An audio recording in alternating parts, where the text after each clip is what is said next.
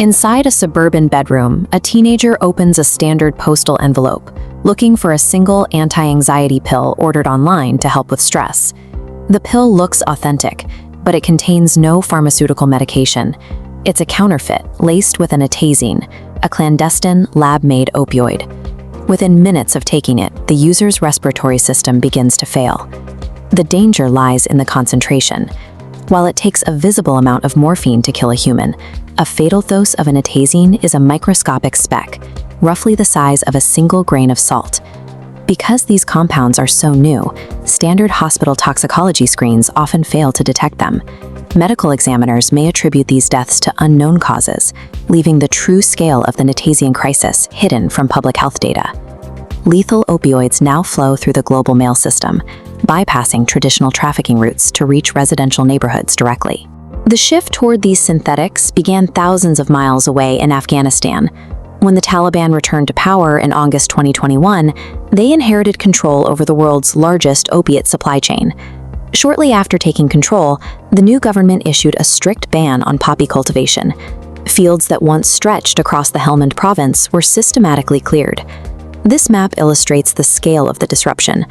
Afghanistan historically provided 90% of the heroin reaching Europe. When the crops disappeared, the primary source for the global opiate market was effectively cut off. With heroin stockpiles depleting, organized crime groups faced a choice: lose their market or find a replacement. They pivoted to synthetic alternatives that didn't require acreage, farmers, or favorable weather. The destruction of the traditional poppy trade triggered a domino effect, pushing organized crime toward a synthetic model that is cheaper and harder to stop. Production shifted to the industrial chemical hubs of China. Clandestine laboratories there have the infrastructure to manufacture high-potency opioids on a massive scale. To bypass local crackdowns on fentanyl, chemists began searching through medical journals from the 1950s. They rediscovered a class of compounds called Nitazenes, drugs originally developed for pain management, but abandoned because they were too powerful for human use. These chemicals have an extremely narrow therapeutic window. Because they are synthesized in unregulated labs, even a microscopic error in the formula results in a batch that is instantly fatal. Inside the brain, nitazenes bind to opioid receptors with extreme force, creating intense, long-lasting respiratory depression. This stubborn bond makes rescue drugs like naloxone mechanically difficult to use. The reversal agent struggles to displace the nitazenine, often requiring several doses to restart breathing. Nitazenes require no agricultural land, cost very little to synthesize, and resist standard medical intervention.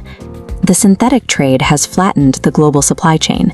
The traditional model required thousands of farmers and complex smuggling routes. Now, a foreign laboratory can bypass the cartels and ship directly to a domestic buyer. These substances are sold openly on messaging apps and ClearNet websites. Vendors offer professional customer service, tracking numbers, and delivery guarantees, making the purchase as simple as any other online transaction. Most law enforcement agencies are still focused on large-scale seizures, searching cargo ships for tons of cocaine or heroin. This strategy was designed for the agricultural era of drug trafficking. Intercepting nitazenes is a much harder task. A 10-gram packet, enough to kill thousands of people, is easily hidden among the millions of small parcels moving through global mail centers every day. Global customs enforcement was built to stop agricultural smuggling. It has no viable mechanism for intercepting a global flood of microscopic, high-potency mail. This decentralized distribution model has expanded the victim profile to include students and professionals, people who have no connection to traditional street markets and believe they are ordering regulated medication. The economic incentive for dealers is high. By lacing cheap filler material with a trace amount of nitazenine, they can produce thousands of counterfeit pills that look identical to Xanax or oxycodone, maximizing their profit margins. Traditional harm reduction programs like needle exchanges are effective at reaching street-level users. However, they cannot warn a teenager taking an experimental pill in the privacy of their own bedroom. Awareness is the first line of defense. Users must treat any pill not obtained from a pharmacy as potentially lethal. Anonymous testing services have become a critical tool for identifying contaminated supplies before they cause a fatality. Carrying naloxone is also vital, though it is important to remember that nitazenine overdoses often require multiple applications to be effective. International drug syndicates have shifted from the field to the lab. This move towards ghost opioids means the threat is no longer at the border.